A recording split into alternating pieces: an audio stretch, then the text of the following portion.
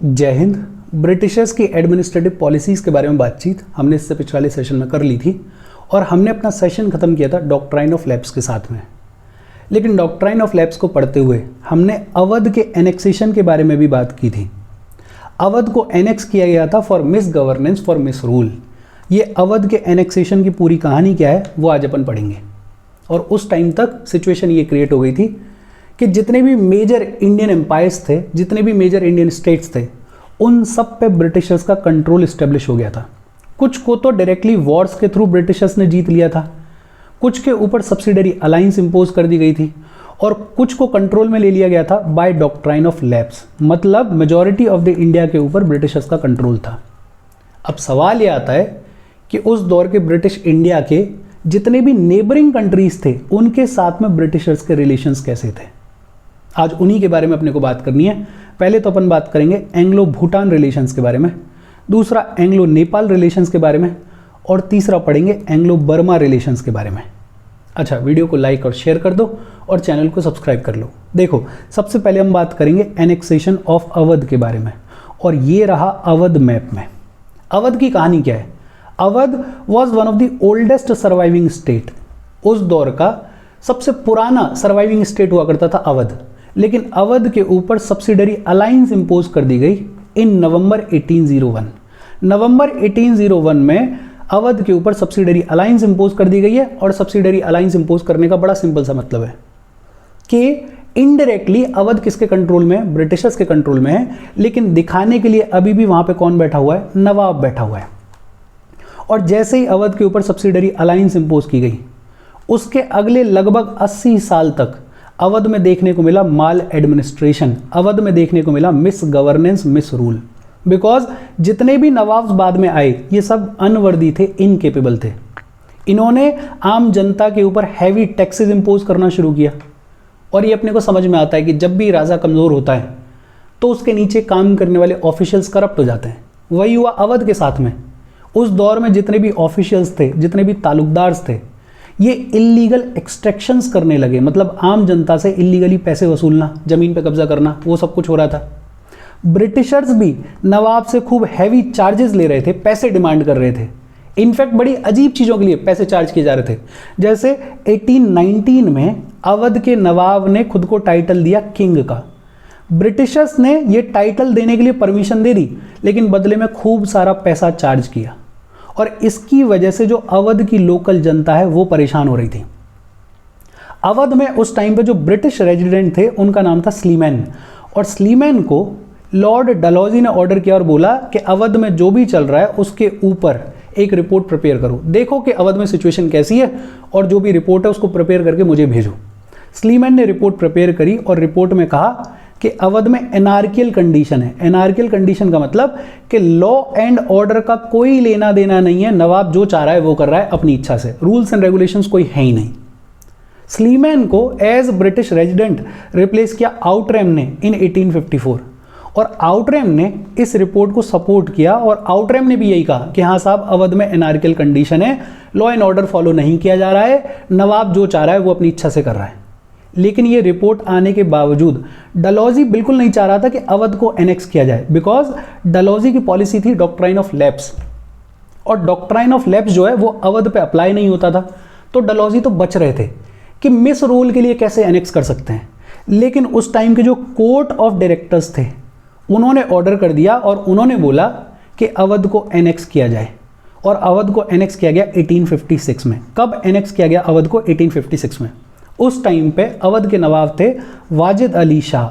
वाजिद अली शाह ने पहले तो मना कर दिया, लेकिन वाजिद अली शाह को फोर्स किया गया ट्रीटी साइन करने के लिए।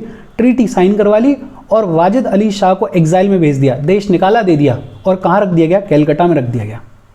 अवध को एनेक्स कर लिया गया 1856 में। वाजिद अली शाह को एग्जाइल में रख दिया कहाँ? कैलकाटा में। और ये जो एनेक्सेशन ऑफ अवध है ये साबित हुआ पॉलिटिकल ब्लंडर, ब्रिटिशर्स की बड़ी गलती साबित हुआ। बिकॉज इसी के बाद 1857 का रिवोल्ट हुआ। वो रिवोल्ट जो अंदर ही अंदर पनप रहा था उसको अवध के एनेक्सेशन ने आग देने का काम किया और फिर अल्टीमेटली 1857 का रिवोल्ट हुआ। इसमें दो तीन चीज़ें याद रखनी है। एक तो अवध के ऊपर सब्सिडरी अलायंस कब इंपोज की गई? नवंबर 1801 में। अवध का रेजिडेंट कौन हुआ करता था? स्लीमैन हुआ करता था। इस स्लीमैन को किसने रिप्लेस किया था? आउटरैम ने रिप्लेस किया था। जिस टाइम पे अवध को एनेक्स किया गया उस टाइम पे नवाब कौन थे? वाजिद अली शाह। और एनेक्स कब किया गया? 1856 में। और इसके साथ अवध की कहानी खत्म हो गई। अब बात आती है कि उस टाइम के ब्रिटिश इंडिया के जितने भी नेबरिंग कंट्रीज थे उनके साथ में ब्रिटिशर्स के रिलेशंस कैसे थे। और 2-3 नेबर्स की बात कर रहे हैं आज अपन। एक तो अपन बात करेंगे भूटान के बारे में, दूसरा अपन बात करेंगे नेपाल के बारे में, और तीसरा अपन बात करेंगे बर्मा के बारे में। और नेबर्स की अगर बात हो रही है तो कॉमन अंडरस्टैंडिंग ये है कि ब्रिटिशर्स जो है वो इंपीरियलिस्टिक थे। बेसिकली ब्रिटिशर्स क्या चाह रहे थे कि ज़्यादा से ज़्यादा ज़मीन पर उनका कब्जा हो। और जब इस माइंडसेट के साथ में कोई भी एम्पायर खड़ा होगा तो बट ऑब्वियस सी बात है कि उसके लड़ाई झगड़े होंगे, उसके कॉन्फ्लिक्ट होंगे पड़ोसियों के साथ में। ब्रिटिशर्स पॉलिटिकल कंसोलिडेशन करना चाह रहे थे, एडमिनिस्ट्रेटिव कंसोलिडेशन करना चाह रहे थे, खुद को मजबूत करना चाह रहे थे, तो बट ऑब्वियस सी बात है कि नेबर्स के साथ में कॉन्फ्लिक्ट होंगे। फिर दूसरा, ब्रिटिशर्स का जो एम्पायर था इंडिया में वो अपने आप में बेहद बड़ा एम्पायर था, तो उसको डिफेंड करने के लिए, उसके बॉर्डर्स को डिफेंड करने के लिए बट ऑब्वियस सी बात है कि कॉन्फ्लिक्ट होगा नेबर्स के साथ में। और तीसरा, ब्रिटिशर्स इंपीरियलिस्टिक हैं, इनके अपने एम्बिशंस हैं, इनके अपने ट्रेड इंटरेस्ट हैं, इनके अपने टेरिटरीज के इंटरेस्ट हैं इन एशिया एंड अफ्रीका। और जब क्लैशेस होंगे तो कॉन्फ्लिक्ट होगा ही नेबर्स के साथ में। सबसे पहले हम बात करेंगे एंग्लो भूटान रिलेशंस के बारे में। ये जो स्टेट है ये भूटान हुआ करता था, अपने आप में उतना पावरफुल किंगडम नहीं हुआ करता था, लेकिन हाँ ठीक ठाक था। कॉन्फ्लिक्ट कहाँ से शुरू हुआ कि 1816 में ब्रिटिशर्स ने आसाम को ऑक्युपाई कर लिया। आसाम जो कि यहाँ पर है, पूरे आसाम को नहीं किया, आसाम के कुछ हिस्से को ब्रिटिशर्स ने 1816 में ऑक्युपाई कर लिया। अब आसाम में बैठे हैं ब्रिटिशर्स और ऊपर है भूटान, मतलब दोनों की बाउंड्रीज जो हैं वो मैच कर रही हैं। बाउंड्रीज अगर मैच करेंगी तो कॉन्फ्लिक्ट होने की संभावना ज़्यादा होगी। दूसरा, जो भूटान के लोग थे वो फ्रिक्वेंटली आसाम को, वो फ्रिक्वेंटली बंगाल को रेड भी किया करते थे। बेसिकली ये जो आसाम है और ये जो भूटान है इसके बीच में माउंटेन्स हुआ करते थे, और माउंटेन्स में हुआ करते थे पासेस। उन पासेस के थ्रू भूटान के लोग आते थे, आसाम को रेड कर गए, लूट ले गए, बंगाल को रेड कर गए, लूट ले गए। इस समस्या से डील करने के लिए 1863-64 में उस टाइम के जो वाइसरॉय हुआ करते थे इल्गिन दूसरे ही वाइसरॉय थे। इल्गिन जो है उन्होंने अपना एक एनवॉय भेजा, मतलब अपना एक डेलीगेशन भेजा भूटान को बातचीत करने के लिए। लेकिन भूटान ने इस इल्गिन एनवॉय को खूब डिसरिस्पेक्ट किया, खूब जलील किया। इनफैक्ट इनको फोर्स किया गया एक ट्रीटी साइन करने के लिए, और इस ट्रीटी के थ्रू आसाम की तरफ जाने वाले जितने भी पासेस थे उन पे कब्जा किसने कर लिया? उन पे कब्जा कर लिया भूटान ने। मतलब इस ट्रीटी के थ्रू ये लिखवा लिया ब्रिटिशर्स से कि जितने भी पासेस हैं वो किसके कब्जे में? भूटान के कब्जे में। ये जब इल्गिन एनवॉय वापस आया तो ब्रिटिशर्स को पता चला और ब्रिटिशर्स ने किया रिटेलिएट। भाई बट ऑब्वियस सी बात है, जब ऐसा होगा तो ब्रिटिशर्स रिटेलिएट करेंगे। ब्रिटिशर्स ने रिटेलिएट किया, क्योंकि ब्रिटिशर्स पावरफुल थे तो बड़ा इजीली इन्होंने भूटान को हरा दिया, और जितने भी पासेस सरेंडर किए गए थे उनको वापस से एनेक्स कर लिया। 1865 में जितने भी पासेस सरेंडर किए गए थे 1863-64 की ट्रीटी के तहत, उनको वापस से भूटान से सरेंडर कर लिया गया, भूटान से ले लिया गया, और भूटान से साथ ही साथ कुछ डिस्ट्रिक्ट्स भी ली गई। और ये जो डिस्ट्रिक्ट्स हैं ये फ्यूचर में जाके ब्रिटिशर्स के लिए बड़े इंपॉर्टेंट टी गार्डन्स भी बनेंगे। बड़ी सिंपल कहानी है। एंग्लो भूटान रिलेशंस जो हैं वो बहुत लंबे चौड़े नहीं हैं, सिंपल कहानी है। 1816 में आसाम पे किसका कब्जा था? ब्रिटिशर्स का। भूटान और ब्रिटिशर्स एकदम पास आ गए तो कॉन्फ्लिक्ट की शुरुआत हो गई। भूटान जो है वो नॉर्मली आसाम को रेड करता था, बंगाल को रेड करता था, लूटपाट मचाता था, चले जाते थे। 1863 में 64 में एल्गिन जो कि उस टाइम के वाइसरॉय थे, उन्होंने एक डेलीगेशन भेजा भूटान में इस समस्या से डील करने के लिए, ये जो रेड हो रही थी उससे डील करने के लिए। लेकिन इस एनवॉय को जलील किया गया और फोर्स किया गया एक ट्रीटी साइन करने के लिए, और इस ट्रीटी के तहत आसाम की तरफ जितने भी पासेस हुआ करते थे जिनके थ्रू आसाम में जाया जा सकता था उनको सरेंडर कर दिया गया, उनको कैप्चर कर लिया, कंट्रोल कर लिया भूटान ने। बाद में ब्रिटिशर्स ने रिटेलिएट किया, और क्योंकि ब्रिटिशर्स पावरफुल थे तो 1865 में ही जितने पासेस सरेंडर किए गए थे उनको वापस से ब्रिटिशर्स ने एनेक्स कर लिया। अब की बार भूटान ने सरेंडर किया इन पासेस को, और साथ ही साथ कुछ डिस्ट्रिक्ट्स को भी सरेंडर किया गया। कुछ डिस्ट्रिक्ट्स भी ब्रिटिशर्स ने अपने कब्जे में ली, और ये जो डिस्ट्रिक्ट्स हैं वो आगे चल के बहुत इंपॉर्टेंट टी गार्डन्स का काम करेंगी ब्रिटिशर्स के लिए। इतना ही है एंग्लो भूटान रिलेशन। इसके बाद बात आती है एंग्लो नेपाल रिलेशंस के बारे में। नेपाल की अगर बात करें तो नेपाल में रंजीत मल्ला ऑफ भटगांव, रंजीत मल्ला की डायनेस्टी जो है वो रूल किया करती थी। लेकिन 1760 में इस रंजीत मल्ला की डायनेस्टी को रिप्लेस किया और कंट्रोल चला गया गोरखास के हाथ में, जिनका नाम आजकल अपन सुनते हैं। गोरखास ने 1760 में नेपाल का कंट्रोल अपने हाथ में ले लिया। और ये जो गोरखास थे ये एक्सपेंशनिस्ट थे, ये चाहते थे एक्सपेंड करना, ये चाहते थे ज़्यादा से ज़्यादा टेरिटरी इनके कब्जे में आए। लेकिन नॉर्थ में ये जा नहीं सकते थे, बिकॉज नॉर्थ में चाइना ने बड़े अच्छे से डिफेंड किया हुआ था अपनी टेरिटरीज को, जो चाइनीज़ लोग थे। साउथ में आने का इनके पास में ऑप्शन था, बिकॉज साउथ में इंडिया था, ब्रिटिशर्स का इंडिया था। तो इनकी मंशा ये थी कि साउथ में जाके एक्सपेंड करेंगे। और फिर मीनवाइल ये हुआ कि 1801 में गोरखपुर, जो कि बिल्कुल यहाँ पर है, बिल्कुल बॉर्डर पे है नेपाल की पे, उस गोरखपुर को ब्रिटिशर्स ने एनेक्स कर लिया। उस पे गोरखपुर पे ब्रिटिशर्स ने अपना कंट्रोल एस्टेब्लिश कर लिया। अब गोरखपुर यहाँ है, नेपाल यहाँ है। गोरखास और ब्रिटिशर्स वो एकदम बाउंड्री पे आ गए हैं। बट ऑब्वियसली बात है कॉन्फ्लिक्ट होना ही होना है, बिकॉज दोनों एक्सपेंशन करना चाह रहे हैं। कॉन्फ्लिक्ट की शुरुआत क्यों हुई? क्योंकि गोरखास ने बुतवाल और शिवराज, ये दो जगह हुआ करती थी यहाँ पे, पैपल, बुतवाल, शिवराज, ये 2-3 जगह गोरखपुर के पास में ही हैं। इन तीनों जगहों पे गोरखास ने अपना कंट्रोल एस्टेब्लिश कर लिया। इन तीनों चारों जगहों को गोरखास ने कैप्चर कर लिया। और उस टाइम पे गवर्नर जनरल हुआ करते थे लॉर्ड हेस्टिंग्स। और लॉर्ड हेस्टिंग्स के बारे में अपन ने बात की थी, ये भी एक्सपेंशनिस्ट थे, ये भी चाहते थे कि ज़्यादा से ज़्यादा एरिया इनके कब्जे में आए। तो एक तरफ तो गोरखास जो हैं वो एरियाज़ को कंट्रोल कर रहे हैं, कैप्चर कर रहे हैं, उन पर अटैक कर रहे हैं। दूसरा, ब्रिटिशर्स भी एक्सपेंशन करना चाह रहे हैं। और यहाँ से शुरुआत हो गई वॉर की। ये वॉर खत्म हुआ with the treaty of Sangolli 1816 में। और इस ट्रीटी ऑफ संगोली के थ्रू नेपाल को एक तरीके से हरा दिया गया और नेपाल के कोर्ट में रख दिया गया एक ब्रिटिश रेजिडेंट। नेपाल को बोला गया कि गढ़वाल और कुमाऊं वाले जो एरियाज़ हैं वो भी ब्रिटिशर्स को दे दिए जाएं। ये जो गढ़वाल और कुमाऊं वाले एरियाज़ हैं ये भी किसको दे दिए गए? ब्रिटिशर्स को दे दिए गए। कौन सी ट्रीटी के तहत? ट्रीटी ऑफ सगोली, जो कि साइन हुई थी 1816 में।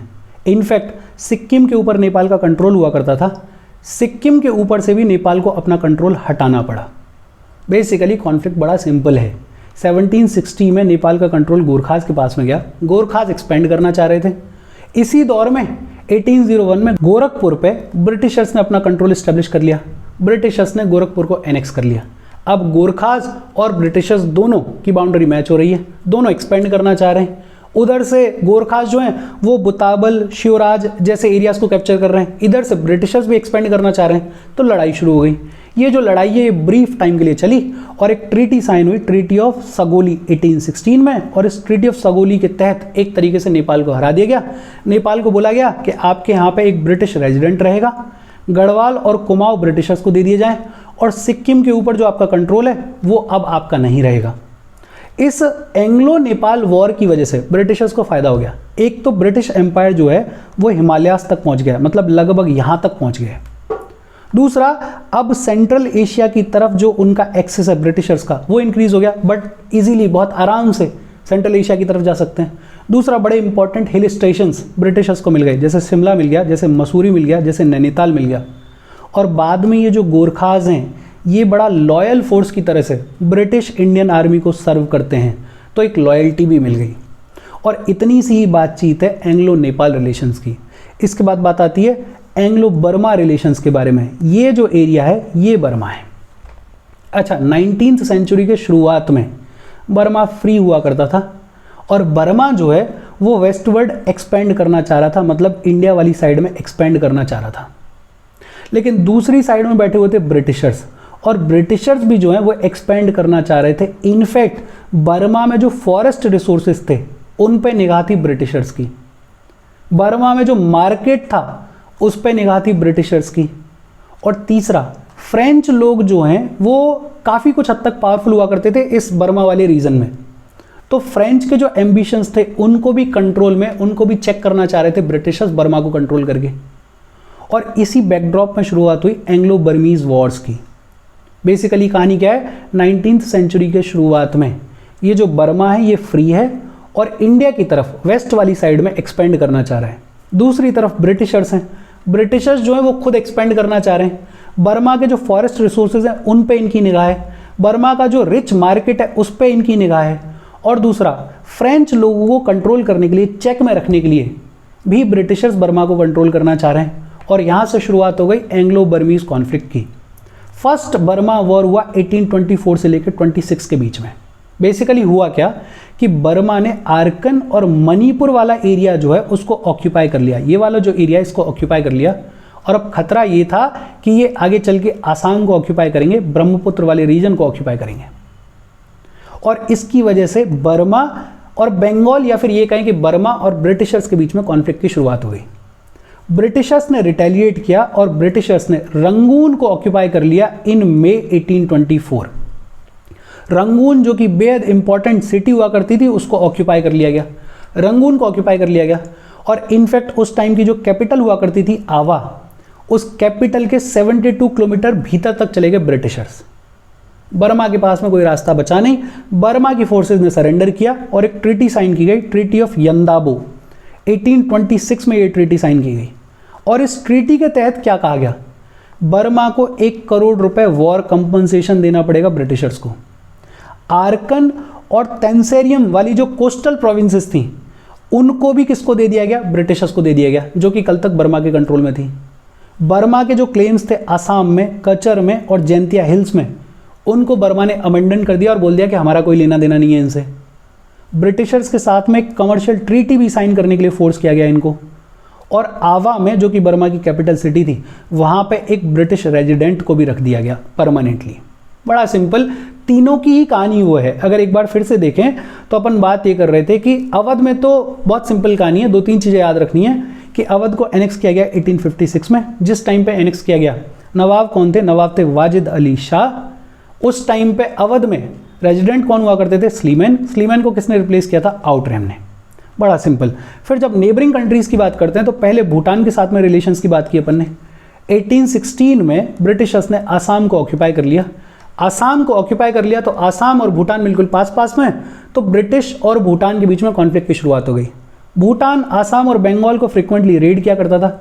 समस्या के समाधान के तौर पर 1863-64 में एल्गिन ने एक डेलीगेशन भेजा बातचीत करने के लिए, लेकिन भूटान ने इस डेलीगेशन को जलील किया, इनफैक्ट फोर्स किया एक ट्रीटी साइन करने के लिए, जिसके तहत आसाम के लिए जितने भी पासेस थे उनको सरेंडर कर दिया गया, उनको भूटान ने अपने कंट्रोल में ले लिया।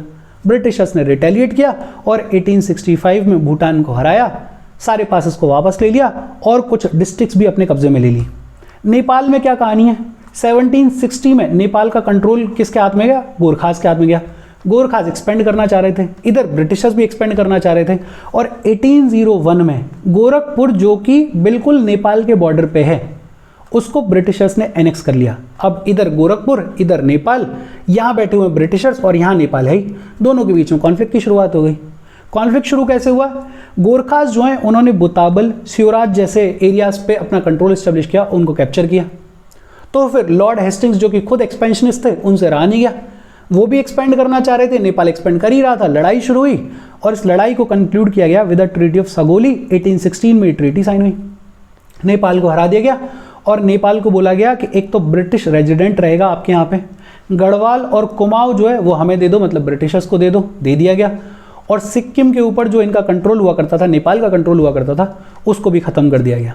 सिग्निफिकेंस है नेपाल के वॉर के साथ का कि एक तो ब्रिटिशर्स का जो एम्पायर है वो हिमालयास तक पहुंच गया, सेंट्रल एशिया का एक्सेस मिल गया, बड़े इंपॉर्टेंट हिल स्टेशंस जैसे शिमला, मसूरी, नैनीताल वो ब्रिटिशर्स को मिल गए, और गोरखास जो हैं उनकी लॉयल्टी भी ब्रिटिशर्स को मिल गई लंबे टाइम के लिए। फिर इसके बाद अपन ने बात की एंग्लो बर्मा रिलेशंस के बारे में। 19th सेंचुरी के शुरुआत तक बर्मा फ्री हुआ करता था, लेकिन बर्मा एक्सपेंड करना चाह रहा था वेस्टवर्ड। दूसरी तरफ ब्रिटिशर्स जो हैं वो भी एक्सपेंड करना चाह रहे थे। इनफैक्ट ब्रिटिशर्स की निगाह थी बर्मा के फॉरेस्ट रिसोर्सेज के ऊपर, बर्मा के मार्केट के ऊपर, और बर्मा को कंट्रोल करके वो फ्रेंच को भी चेक में रखना चाह रहे थे। और यहीं से शुरुआत हो गई फर्स्ट बर्मा वॉर की, 1824 से लेकर 26 के बीच में चला। बैकग्राउंड क्या है कि बर्मा ने आरकन और मणिपुर को अटैक करके ऑक्यूपाई कर लिया। अब थ्रेट ये था कि मणिपुर को अटैक कर दिया गया तो कल को आसाम की बारी है, ब्रह्मपुत्र की बारी है।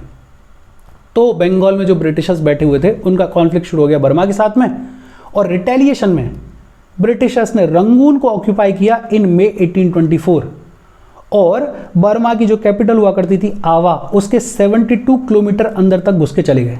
बर्मा के पास में कोई रास्ता नहीं रहा। एक ट्रीटी साइन की गई, ट्रीटी ऑफ यंदावो 1826 में, और इस ट्रीटी के तहत क्या बोला गया कि बर्मा जो है वो 1 करोड़ रुपया देगा ब्रिटिशर्स को एज वॉर कंपनसेशन। जो इंपॉर्टेंट कोस्टल प्रोविंसेस हुआ करती थी जैसे आरकन वगैरह, ये भी बर्मा को देनी पड़ी ब्रिटिशर्स को। आसाम, कचर, जैंतिया हिल्स पे जो क्लेम हुआ करता था बर्मा का, वो भी गिव अप करना पड़ा।